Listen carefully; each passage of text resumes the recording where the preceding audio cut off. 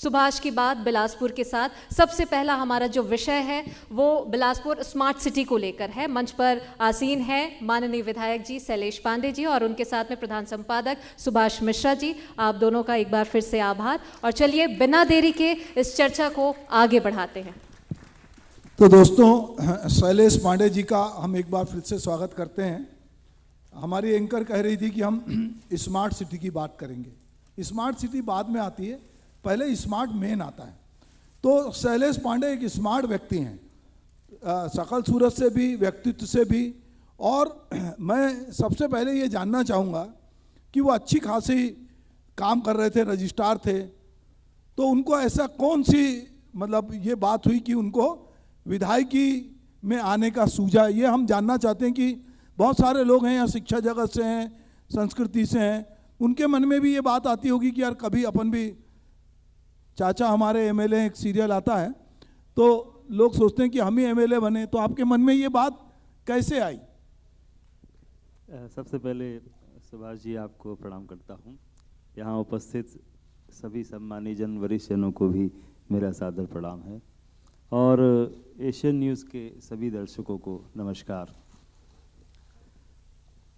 अच्छा प्रश्न किया है सर आपने। बचपन से ऐसा समय हर बच्चा होता है जो कुछ ना कुछ सपना देखता है, कुछ ना कुछ करता है जी। तो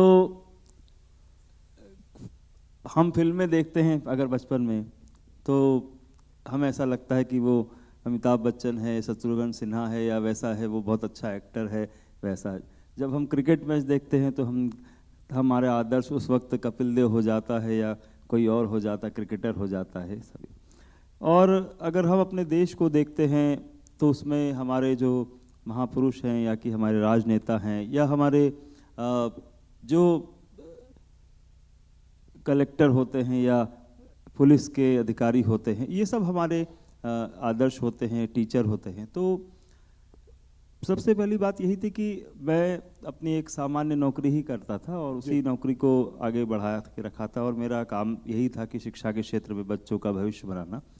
लेकिन जो एक बचपन से एक भावना थी कि देश की सेवा करनी है और देश की सेवा कैसे करते, इतना तो पढ़ा लिखा नहीं था कि अब IAS IPS में सेलेक्ट हो जाता, इतना पढ़ने में भी होशियार नहीं था कोई। इंजीनियरिंग बैकग्राउंड का लड़का था और उसके बाद अपनी एक प्राइवेट नौकरी 20 साल करता रहा। उसी के माध्यम से लोगों से जुड़ाव, बिलासपुर के लोगों से जो हमेशा जुड़ाव रहता था। कार्यक्रमों में जाना, स्कूल कॉलेज में जाना, बातचीत करना, संवाद करना और बेसिक उद्देश्य जो था वो केवल जन सेवा का था। वो अंदर से भाव आया जब हमारे शंकराचार्य जी जो हैं, पुरी के शंकराचार्य, उनके सानिध्य में मैं आया तो उन्होंने राष्ट्रोत्कर्ष की हमेशा बातें करी और वो एक मेरे लिए आदर्श थे। और इन सब बातों को समाहित करते मेरे मन में था कि और फिर वो भावना और भी आगे बढ़ी और मैं बिलासपुर की सेवा करना चाहता था। मेरे मन में आया मुझे करना चाहिए और ये सारी भावनाएं मिलके मुझे इस दिशा में लेकर आई सर। अभी आप चाहते हैं कि बहुत हैदराबाद जैसी तो नहीं, पर आपको लगता है कि बिलासपुर में रायपुर जैसी स्वास्थ्य सेवाएं होनी चाहिए, जिसके लिए आप बार बार बात भी करते हैं। तो इस दिशा में आप किस तरह से प्रयास कर रहे हैं? क्योंकि राजनीति में हम जितना जानते हैं कि आप स्वास्थ्य मंत्री के नज़दीक हैं, तो आप बिलासपुर में स्वास्थ्य सुविधाओं के लिए किस तरह की पहल चाहते हैं या एम्स जैसा संस्थान भी आप चाहते हैं?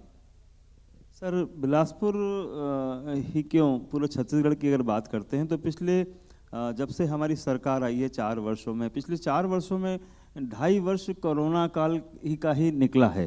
तो और उस पूरे पीरियड में हम लोग स्वास्थ्य के ही क्षेत्र में चिंता किए हैं और इंफ्रास्ट्रक्चर बात की है।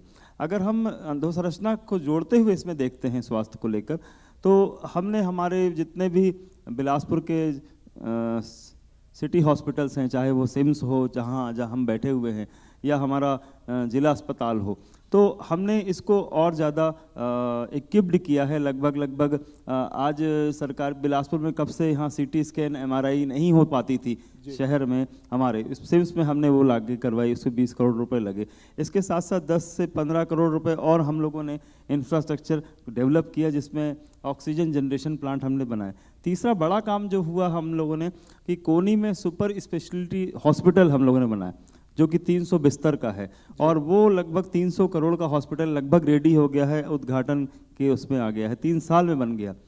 चौथा बड़ा काम, अभी माननीय स्वास्थ्य मंत्री जी आए हुए थे और मुख्यमंत्री जी से ही बात की हुई है कि हम लोग केंद्र सरकार से बिलासपुर में जो है एम्स की स्थापना की जाए, क्योंकि बिलासपुर एक बड़ा संभाग है और सरगुजा भी एक बड़ा जगह, तो हम लोग को रायपुर में जाना पड़ता है एम्स में भर्ती होते हैं अगर कोई, तो हमारे बिलासपुर में एम्स की मांग हमने केंद्र सरकार से भी की है। मुझे लगता है कि केंद्र सरकार इस पर बहुत गंभीरता से विचार करेगी, तो आने वाले समय में बिलासपुर में एम्स हॉस्पिटल भी खुलेगा। तो लगातार स्वास्थ्य के क्षेत्र में जो है हम लोग कोशिश कर रहे हैं कि बिलासपुर का इंफ्रास्ट्रक्चर और स्वास्थ्य की सुविधाएं बहुत बेहतर बने, इसके लिए हम लोग बहुत गंभीरता से प्रयास कर रहे हैं सर। एक नाम आता है बिलासपुर जिले का, जब नाम आता है तो गनियारी का नाम आता है, जहाँ पर कुछ युवक हैं जो अपना कैरियर छोड़ के बड़े शहर को छोड़कर आते हैं डॉक्टर, और गनियारी जैसी जगह में काम करते हैं और अपने काम से वो पूरे देश में अपना नाम करते हैं अपने। पर हम देखते हैं कि लगातार जो स्वास्थ्य के क्षेत्र में आप सुविधाएं बढ़ा रहे हैं, पर चिकित्सकों का अभाव है और वो ग्रामीण क्षेत्र में नहीं जाना चाहते। चाहे कितनी बार पोस्ट निकलती है, सरकार भी परेशान है, बार बार पैसे बढ़ाती है, उसके बाद भी देखते हैं कि स्वास्थ्य केंद्र जो हैं खाली हैं, सुविधाएं तो विस्तारित हो रही हैं। इसको आप किस तरह से देखते हैं? बहुत अच्छा सवाल पूछा आपने सुभाष भैया। मैं आपको बताना चाहता हूं कि लगभग 4 सालों में हम लोगों ने करीब 600 डॉक्टरों का जो है वो नियुक्ति किया है। इसके अतिरिक्त जो है मानव संसाधन स्वास्थ्य के क्षेत्र में लगातार कमी थी, ये छत्तीसगढ़ थोड़ा इससे पिछड़ा हुआ था। हमारे माननीय मुख्यमंत्री जी ने जो है और स्वास्थ्य मंत्री जी ने लगभग कोशिश करी है कि 5 से 6 हम लोगों ने मेडिकल कॉलेज और खोले हैं छत्तीसगढ़ में। तो छत्तीसगढ़ में पहले मेडिकल कॉलेज मेरे ख्याल से 4-5 ही हुआ करते थे, अभी मेरे ख्याल से कितने मेडिकल कॉलेज हैं, लगभग 12 के आसपास पहुंच गए। 12 मेडिकल कॉलेज छत्तीसगढ़ में खुल गए हैं और 1 मेडिकल कॉलेज और खुलने वाला है, हम लोगों ने मांग करी है।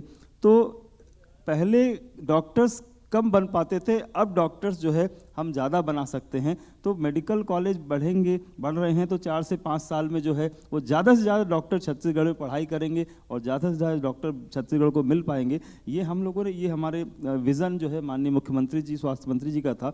तो जो मानव संसाधन है स्वास्थ्य के क्षेत्र में उसको लगातार बढ़ा रहे हैं और आने वाले समय में छत्तीसगढ़ में मुझे नहीं लगता है कि डॉक्टरों की कमी हो पाएगी, क्योंकि इतने मेडिकल कॉलेज हमने खोल दिए हैं सर। मुझे एक चीज़ और बिलासपुर के बारे में अच्छी लगती है कि छत्तीसगढ़ का एक शहर भिलाई था जो एजुकेशन हब के रूप में थोड़ा जाना जाता था, वहाँ पर बच्चे पढ़ने जा रहे थे। अभी बिलासपुर में, पूरे बिलासपुर में देखने मिलता है कि बच्चे बहुत पढ़ने आ रहे हैं, करीब 20,000 बच्चे बाहर से पढ़ने आए हैं और एक लाइब्रेरी कल्चर यहाँ विकसित हुआ है। उसमें किताबें तो नहीं है, एक नया कॉन्सेप्ट है कि किताबें नहीं है पर बच्चे अपनी किताब ला रहे हैं और कई घरों में लाइब्रेरी बनी है। तो क्यों नहीं हम बिलासपुर को कोटा की तरह, राजस्थान के कोटा की तरह विकसित करें और इसको एक एजुकेशन का बड़ा हब बनाएं? इस दिशा में आप क्या सोचते हैं? बिल्कुल, ये सौभाग्य की बात है कि हमारे बिलासपुर में बाहर से बच्चे करीब 30,000 बच्चे पीएससी की कोचिंग करने के लिए आते हैं और भी कोचिंग करने आते हैं। तो बिलासपुर का शिक्षा का स्तर जो है वो लगातार बढ़ रहा है और हमारी सरकार ने, अगर हम बात करते हैं तो एजुकेशन हब को बनाने के लिए इस दिशा में काम भी कर रही है। अभी हम लोगों ने पिछले 4 साल में लगभग विधानसभा की बात करें बिलासपुर की, या बिलासपुर नगर निगम की बात करें, महापौर जी भी बैठे हुए हैं, 9 स्वामी आत्मानंद स्कूल जो है हमारे इंग्लिश मीडियम के हमने प्रारंभ किए, जो पहले नहीं हुए थे। आज इंग्लिश मीडियम स्कूल की, तो इससे शिक्षा का स्तर, अब केवल स्कूल ही नहीं खोल रहे हैं, हम स्वामी आत्मानंद के नाम से इंग्लिश मीडियम कॉलेज भी खोल रहे हैं और लगभग स्कूल और कॉलेज इंग्लिश मीडियम के जो खुल रहे हैं, लगातार बिलासपुर का जो शिक्षा का स्तर है सर वो बढ़ता जा रहा है। इसके अलावा जो निजी तौर पर जितने स्कूल हमारे खुले हुए हैं बिलासपुर में, वो भी काफ़ी अच्छा काम कर रहे हैं। वर्ल्ड लेवल के स्कूल भी बिलासपुर में खुले हैं, मैं इस स्कूलों में भी मैं गया हूँ। तो मुझे ऐसा लगता है कि बहुत अच्छा काम शिक्षा के क्षेत्र में सुभाष भैया बिलासपुर कर रहा है। और आने वाले समय में जो आपने कहा है कि हमें एक थोड़ा सा दूर हटके एक एजुकेशन कॉम्प्लेक्स खोलना चाहिए, जिससे कि जो ये 20 से 25 हज़ार बच्चे जो हैं जो कोचिंग सेंटर करते हैं, उनके रहने का और उनके पढ़ने का एक स्थान शहर में थोड़ा सा अलग स्थान पर होना चाहिए। मैं इसके लिए मुख्यमंत्री जी और हमारे शिक्षा मंत्री जी वगैरह से बात करूंगा। मुझे लगता है कि महापौर जी हम लोग साथ रहेंगे तो ये काम, अभी नगर निगम सीमा बढ़ी भी है तो उस पर संभव हो सकेगा ये काम। तो मैं आपकी मंशा को आगे बढ़ाता हूं और महापौर जी आपके साथ रहें, तो मैं चाहता हूं कि वो भी आपके साथ मंच साझा करें। तो मैं महापौर जी यादव जी को आमंत्रित करता हूं कि वो भी आएँ, चूँकि मामला बिलासपुर का है। हमारे बीच मंच पर महापौर जी आ चुके हैं। बहुत स्वागत है सर आपका। रामशरण यादव जी के स्वागत के लिए मैं रचना मैम से विनम्र आग्रह करूंगी कि वे मंच पर आएं और पुष्पगुच्छ से उनका स्वागत करें।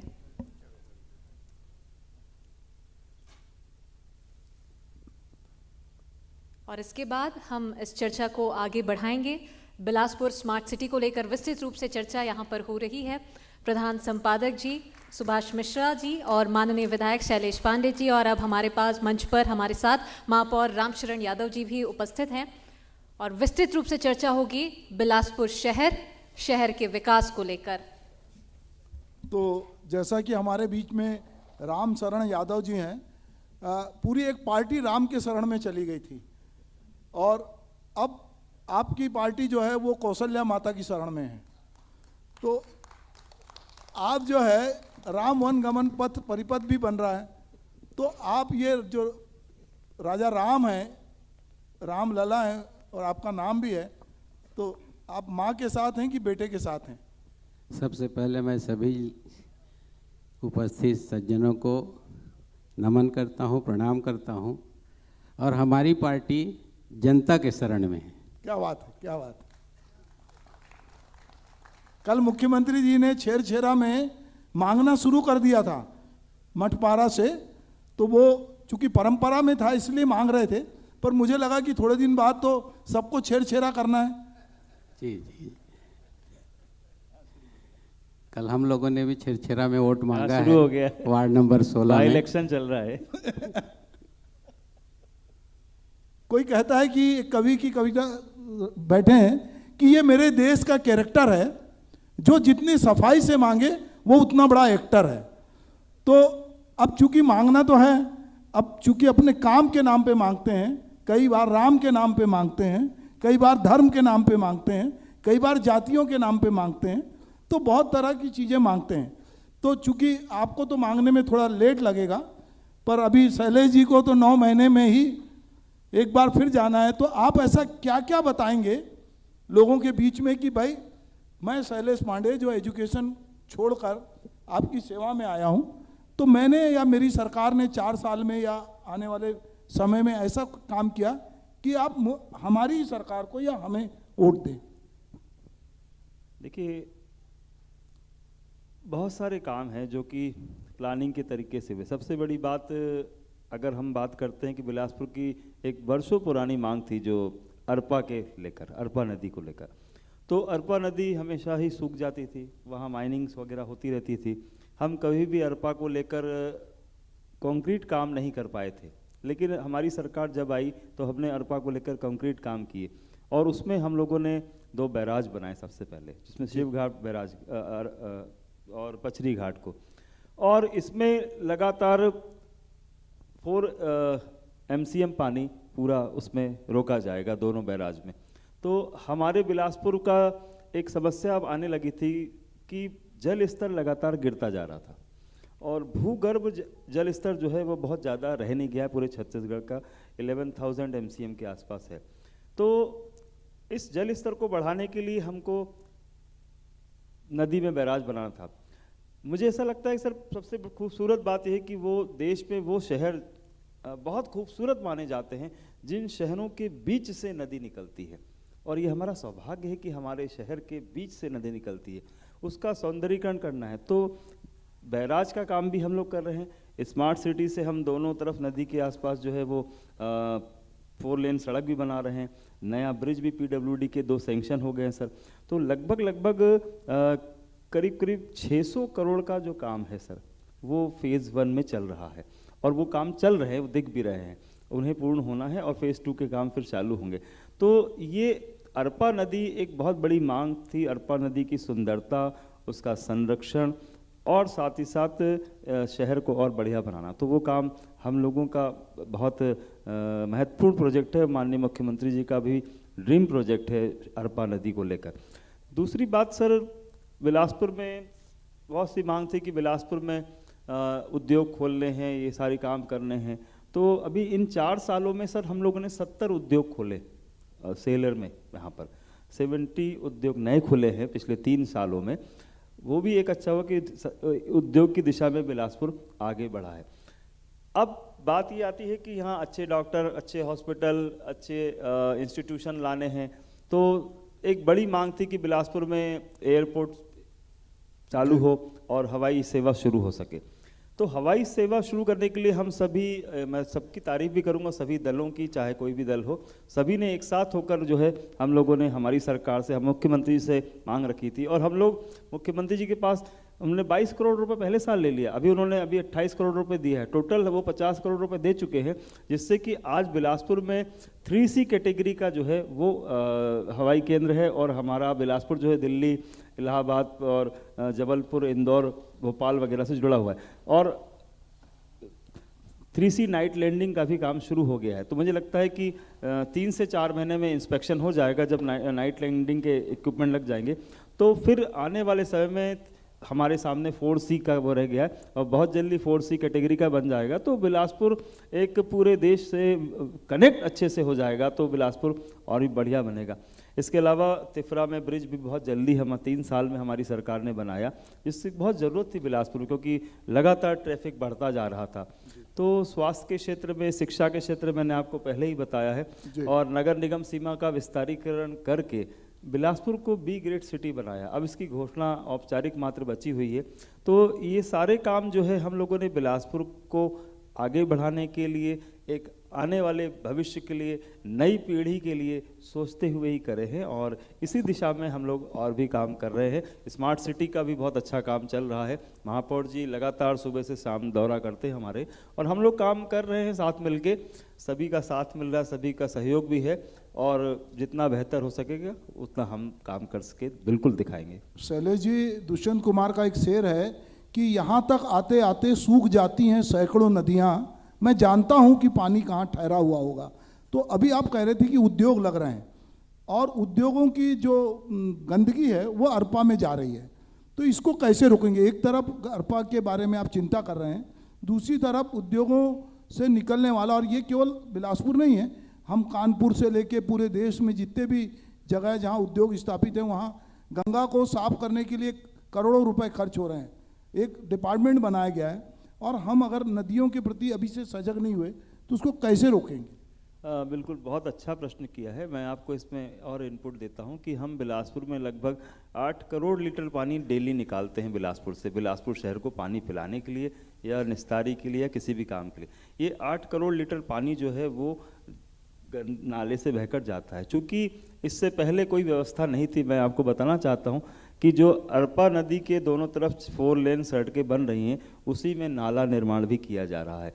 तो हमारे पास 5 किलोमीटर का नाला पूरा रेडी हो गया है। तीन फेज़ में एक नाला बन रहा है बिलासपुर शहर में और वो नाला 2 मुहानी में जाके मिलेगा, जहाँ पर सीवरेज ट्रीटमेंट प्लांट बनाया गया है, जिसमें हम उस नाले के पानी को ट्रीटमेंट भी करेंगे। तो नाले का काम भी पैरेलल काम चल रहा है स्मार्ट सिटी की सड़क के साथ साथ। तो उसमें लगभग अभी 93 करोड़ का उसमें शायद टेंडर हुआ था, 94 करोड़ का, और इसके साथ साथ लगातार 300 करोड़ का प्रोजेक्ट है। इसको हम लोग कंप्लीट करेंगे, जिसमें कि नाले का भी जो है प्रबंध, गंदे पानी का प्रबंध किया जा रहा है, जो कि बहुत जल्दी बन जाएगा। हाँ, ये ज़रूर कहूँगा कि इससे पहले ये काम कभी नहीं किया गया था। हमारी सरकार ने ये काम शुरू कर दिया है। अब शुरू किया है, लेकिन काफ़ी लंबा नाला है तो उसको बनने में टाइम लगेगा। जी महापौर जी, ये अभी शैलेश जी बहुत अच्छी बात कर रहे हैं, बार बार स्मार्ट सिटी का नाम आता है। मैंने पिछले दिनों, हो सकता है मेरे पढ़ने में गलती हुई, कि स्मार्ट सिटी में महापौर को जो वित्तीय अधिकार होना चाहिए उस तरह के अधिकार नहीं है। इसको लेकर आपने कोई पिटीशन भी दायर की है क्या? नहीं, मैंने पिटीशन नहीं दायर किया है, जनहित याचिका दायर हुआ है जी। लेकिन छत्तीसगढ़ में स्मार्ट सिटी में किसी भी जनप्रतिनिधि को नहीं रखा गया, ना कि महापौर, ना तो उसमें सांसद है, न विधायक है, न कोई है। तो ये स्मार्ट अफसरों की कारस्तानी है क्या? नहीं, मैं किसी के ऊपर आरोप नहीं लगाऊंगा। हाँ, क्योंकि हमारा सरकार रहने के पहले जी स्मार्ट सिटी का गठन हुआ। हाँ। और स्मार्ट सिटी का गठन केंद्र सरकार करती है और केंद्र सरकार के द्वारा जो पॉलिसी बनाया गया होगा, बहुत सारे स्टेटों में महापौर और जनप्रतिनिधि लोग को रखा गया है, लेकिन बिलासपुर और रायपुर में ऐसी स्थिति नहीं है। दूसरी चीज़, वित्तीय स्थिति नहीं, हम लोग उसमें है ही नहीं हैं। और उससे भी बड़ी चीज़ ये है कि नगर निगम पॉपुलेशन के हिसाब से स्मार्ट सिटी का गठन होता है और स्मार्ट सिटी का गठन होने के बाद उसको एक निश्चित सीमा में बांध दिया गया है। जो 16 वार्ड है उसके दूसरे वार्डों में स्मार्ट सिटी के पैसे का उपयोग नहीं कर सकते। ये हमारे नगर निगम के लिए सबसे बड़ी कमी है। और स्मार्ट सिटी के गठन में केंद्र सरकार का 50%, राज्य सरकार का 50% शेयर होता है। तो पैसा हम पूरा दे रहे हैं। 56 करोड़ रुपए हमने दिया पहले किस्त में, 58 करोड़ रुपए केंद्र ने दिया। उसके हिसाब से प्रोजेक्ट शुरू हुआ। अभी 200 करोड़ राज्य ने दिया, 200 करोड़ केंद्र ने दिया, 400 करोड़ का प्रोजेक्ट चल रहा है। लेकिन वो एक बहुत कम समय में, कम जगह में चल रहा है। इसको अगर एक एजवायरी कमेटी के द्वारा हम सब लोग सर्वसम्मति से प्रस्ताव भी रखे थे कि नगर निगम के पॉपुलेशन के हिसाब से गठन होता है स्मार्ट सिटी का, और इसको पूरे 70 वार्ड में अगर कर दिया जाए तो हमारे शहर का विकास बहुत अच्छे से सुव्यवस्थित ढंग से किया जा सकता है। उसमें अभी किसी प्रकार का कोई कार्रवाई नहीं हुई है। कल केंद्रीय गृह मंत्री आए थे, वो पहले भी कई राज्यों में बोल चुके हैं, कल भी बोल रहे थे कि डबल इंजन की सरकार होगी तो विकास तेजी से होगा। डबल इंजन की सरकार का मतलब होता है कि राज्य और केंद्र में एक ही पार्टी की सरकार हो। तो ये स्मार्ट सिटी का मामला कहीं ऐसा तो नहीं कि जब हमारी सरकार होगी तभी हम इसको लागू कराएंगे जैसे दूसरे राज्यों? इसमें ये भी तो सोचा जा सकता है कि हमारी सरकार केंद्र में बैठ जाए तो राज्य और केंद्र का डबल इंजन हो जाएगा। ठीक कह रहे हैं आप। राहुल गांधी बहुत मेहनत कर रहे हैं भारत जोड़ो यात्रा में, और शैलेश जी भी गए थे वहाँ, अपना पैर जो है मोच करा के आए हैं। तो कोशिश तो ये जारी है। पर मैं समझता हूँ कि जो स्मार्ट सिटी का कंसेप्ट है, इसको लेकर आप दोनों क्या सोचते हैं? सर देखिए, ये बात सही है कि जहाँ जहाँ स्मार्ट सिटी का काम हुआ है शहर में, वहाँ सड़कें सुंदर बन रही हैं, वहाँ चौड़ी बन रही हैं, वहाँ पर जो फुटपाथ हैं बहुत अच्छे बन रहे हैं।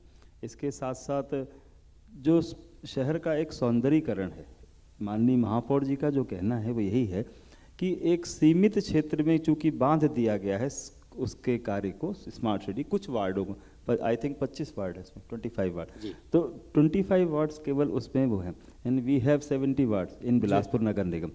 तो वो ये कह रहे हैं कि हम 25 वार्डों के शहर को बहुत सुंदर बना रहे हैं, इसमें कोई शक नहीं है। इसमें 300-400 करोड़ रुपए लगातार लग रहा है और काम चल रहे हैं और आगे भी बहुत अच्छे काम होने। तो होता क्या है सर कि हम लोग बाकी वार्डों में भी जाते हैं। अब जैसे मेरे विधानसभा में 40 वार्ड हैं, तो 40 वार्ड में स्मार्ट सिटी तो 25 ही वार्ड में है। तो वो 15 वार्ड के लोग तो मुझसे कहते हैं कि स्मार्ट सिटी से पैसा दिलवा दो, या नाली बनवा दो, सड़क बनवा दो, ये करवा दो। ऐसा होता है। अगर हम दूसरे विधानसभा महापौर जी 70 वार्डों में घूमते हैं, सब जगह वो भी जाते हैं, हम लोग जाते हैं, तो जो जनप्रतिनिधियों की मांग लगातार रहती, पार्षदों की, सम्मानीय पार्षद बाहर बीजेपी के हों चाहे कांग्रेस के हों, किसी को भी हों, तो उनकी बातें मांग होती, और जनता की भी मांग होती कि वहाँ तो मिट्टी तेल गली तो बड़ी सुंदर बनी हुई है, वो व्यापार विहार की रोड बड़ी सुंदर बनी है, वेयर हाउस रोड बहुत सुंदर बना दी है, अब नेहरू चौक वाली रोड, कलेक्ट्रेट रोड बहुत सुंदर बन रही है, तो वहाँ का भी कुछ और अच्छा होना चाहिए।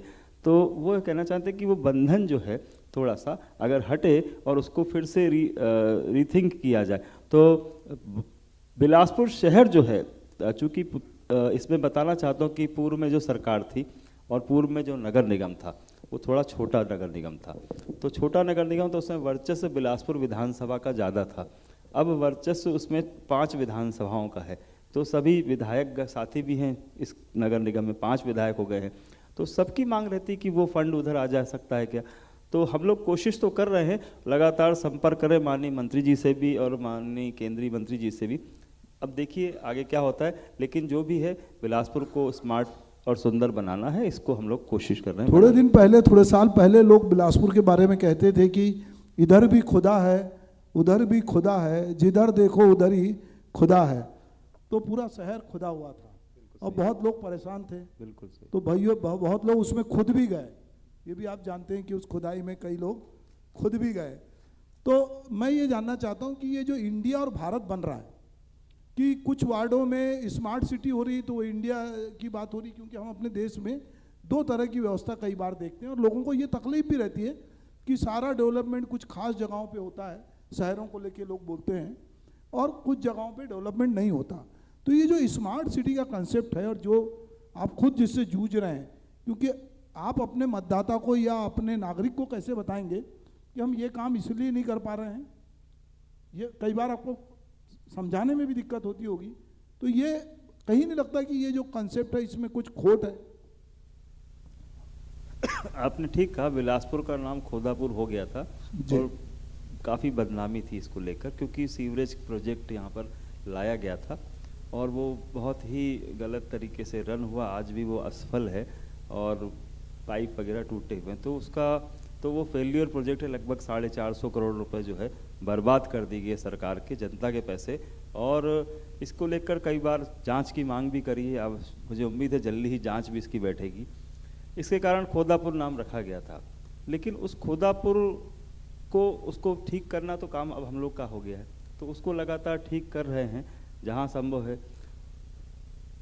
लगातार सड़कें धंस रही हैं। 2008 से जो काम सीवरेज में हुआ है उसका परिणाम आज बिलासपुर भुगतता है कि कहीं भी अचानक सड़क धंस जाती। क्यों? क्योंकि उस वक्त जो रेस्टोरेशन हुआ वो केवल मिट्टी से किया गया, जबकि रेस्टोरेशन उसमें रेती से होना चाहिए था। ऐसी समस्याएं हैं, कमियां होती हैं, गलतियां होती हैं काम में, उसको हम लोग कर रहे हैं, बेहतर बनाने का प्रयास कर रहे हैं। और मुझे उम्मीद है कि बहुत जल्दी बिलासपुर जो है एक सुंदर और बहुत अच्छा शहर बनेगा सर, मुझे पूरा विश्वास है सर। ठीक है, मैं शैलेश जी चूँकि अपना व्यस्त समय निकाल के आए थे और वो चाहते हैं कि बहुत कुछ अच्छा करना चाहते हैं और उनके मन में अरमान भी हैं, तो शैलेश जी को हम विदा देंगे और महापौर जी और उनके साथ हम 2 और साथियों को, अजय श्रीवास्तव और सुहेल हक साहब को यहाँ आमंत्रित करेंगे। तो मैं पांडे जी का बहुत बहुत धन्यवाद।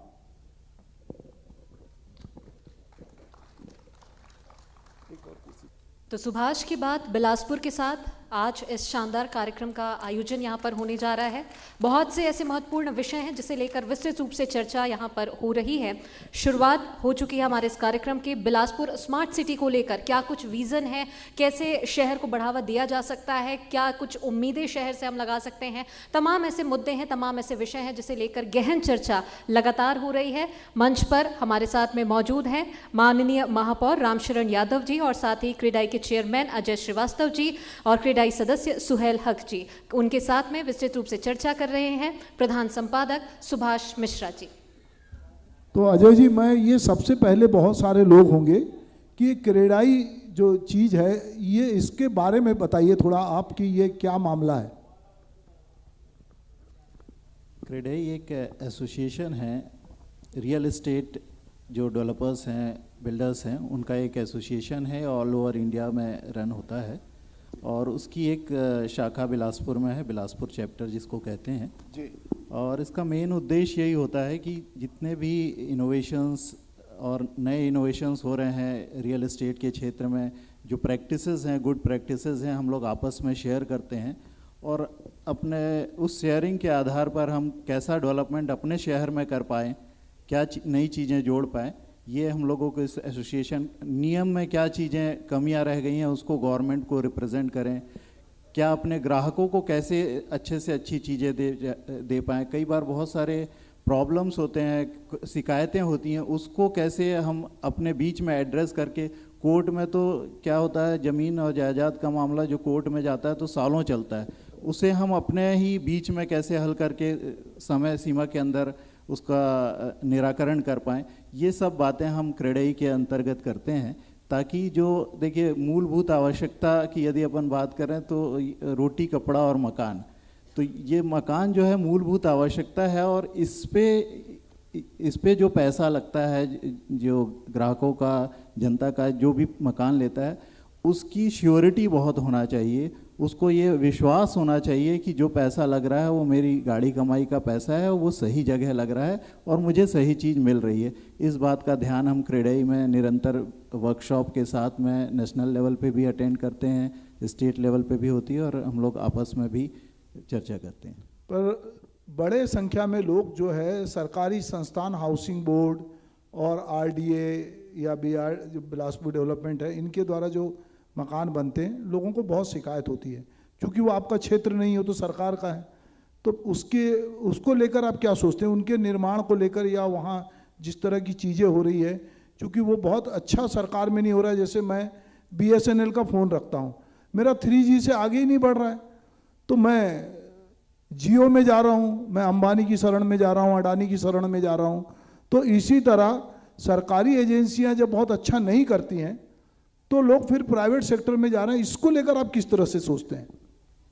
देखिए, सरकार का जो हाउसिंग बोर्ड कॉलोनी, अभी एक नया कानून जो आया रेरा, जिसमें रियल एस्टेट रेगुलेटरी अथॉरिटी, उसके अंतर्गत ये पूरी सरकारी संस्थाएं भी आ रही हैं जी। अब सजा का जो प्रावधान है, यदि कोई भी डिफ़ॉल्ट करता है या अपने स्पेसिफिकेशन को मीट आउट नहीं करता है, अपने टाइम लाइन को मीट आउट नहीं करता है, बेसिकली देखिए 3 चीज़ों की ज़रूरत होती है। कोई भी एक मकान यदि अपना बुक करता है तो उसको पोजीशन कब मिलेगा, दूसरा उसने जो क्वालिटी है जो मेंशन की हुई है वो क्वालिटी वो दे पा रहा है कि नहीं, और तीसरा जो पैसा है वो प्रॉपर समय में ग्राहक दे रहा है कि नहीं। ये ग्राहक की तरफ से भी होता है, कई बार ग्राहक डिफ़ॉल्ट हो जाते हैं।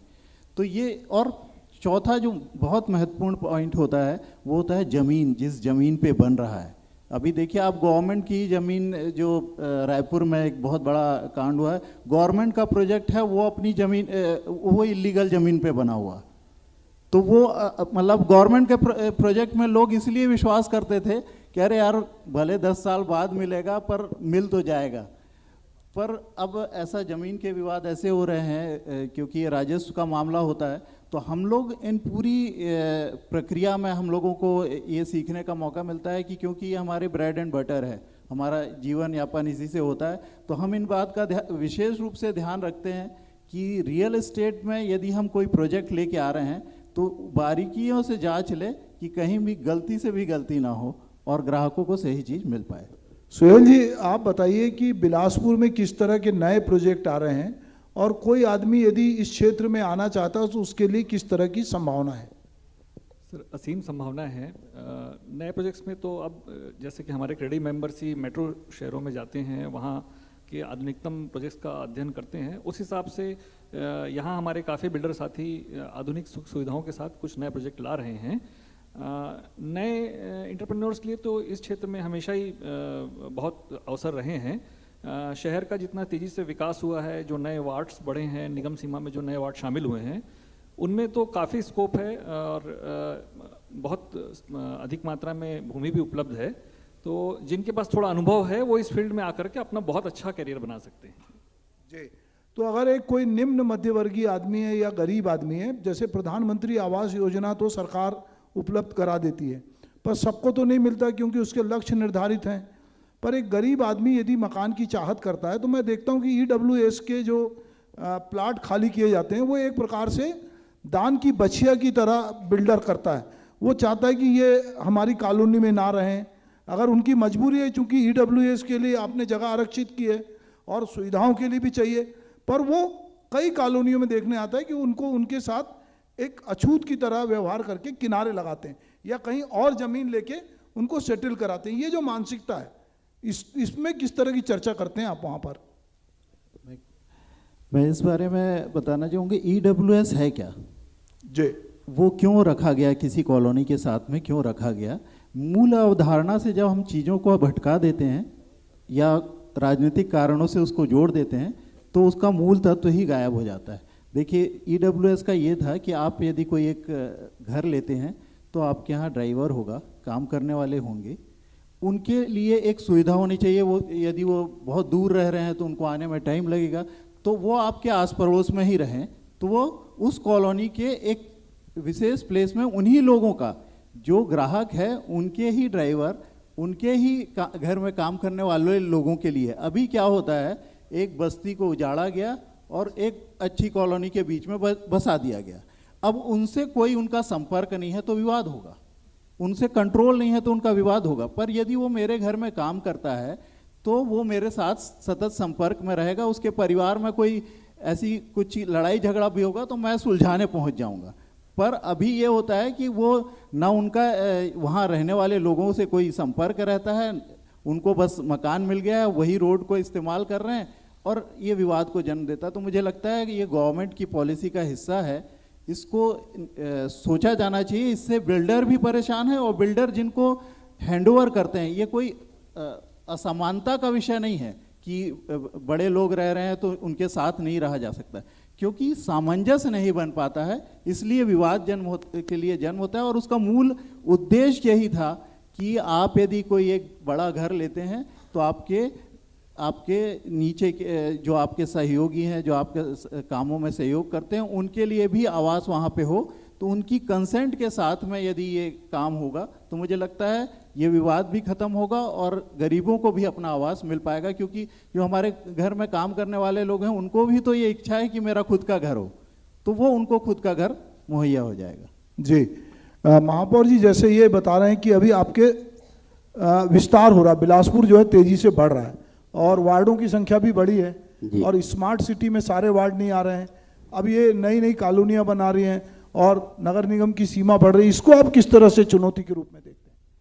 ये नगर निगम के लिए सबसे बड़ी चुनौती है बिल्डर और अवैध बिल्डर। जी, जो क्रेडाई हैं वो लोग वैधानिक रूप से काम करते हैं, लेकिन ग्रामीण अंचल में जो आज वर्तमान स्थिति है, जो 15 ग्राम पंचायत, 2 नगर पंचायत, 1 नगर पालिका आया है, उसमें ज़्यादातर लोग बिचौलिए का काम करते हैं और किसानों के ज़मीन को एग्रीमेंट करके मुरूम डाल देते हैं और टुकड़ों में किसानों के सिग्नेचर से बेच रहे हैं। ये सबसे बड़ा समस्या नगर निगम के लिए है, जिसको मैं लगातार नोटिस देता हूँ। कई जगह मुरूम का रोड बना रहता है, बाउंड्री बना रहता है, उसको तोड़वाने का काम कर रहा हूँ। चूँकि ये 3 लोगों से मिल के होता है, नगर निगम, राजस्व विभाग और पुलिस विभाग, तीनों अमला का जब तक सामंजस्य नहीं होगा तो इस लड़ाई को अकेला नगर निगम लड़ने में बड़ा अपने आप को असमर्थ पाता है। और ये लगातार 3 साल से चल रहा है। हम लोग प्रयास कर रहे हैं। चौथा भाग होता है रजिस्ट्री ऑफिस। हम लोग के सब कार्रवाई के बाद भी अगर रजिस्ट्री ऑफिस में रजिस्ट्री हो जाता है तो उसमें हम अकेले नहीं रोक पाते। यही कारण है कि बहुत सारे लोग इससे परेशान भी हैं और एक एक ज़मीन को 2-2, 3-3 बार बेच रहे हैं लोग। और ये सब खेल सिर्फ पैसे के कारण हो रहा है।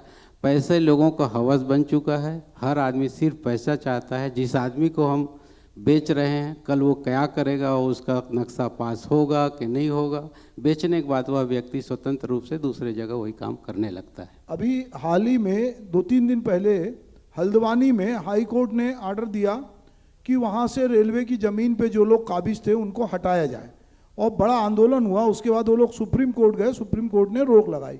बिलासपुर रेलवे का एक बड़ा हब है और रेलवे की यहाँ ज़मीन है और इसी तरह जो सरकारी ज़मीन होती है उस पर भी लोग कब्जा करते हैं। मैं आए दिन देखता हूँ कि जो सड़क के किनारे भी लोग कब्जा करते हैं। मंदिर बनाने के लिए भी सरकार का नियम है कि या मस्जिद या कोई भी धार्मिक स्थल वो बिना अनुमति नहीं बनेगा और वो कोई रातों रात तो बनता नहीं है।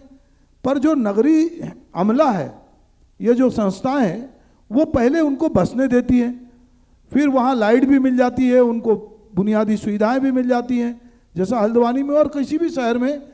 तो ये कैसे इससे निपटने के लिए आप जब महापौर सम्मेलन में जाते हैं, ये जो नगरीय क्षेत्र में इस तरह की बसावट हो रही है, इसको लेकर क्या सोचते हैं आप लोग? उसके लिए हम लोगों ने अलग से टीम बना कर के रखा है, क्योंकि शहर बहुत पुराना है, बहुत पहले से बेजा कब्जा चल रहा है।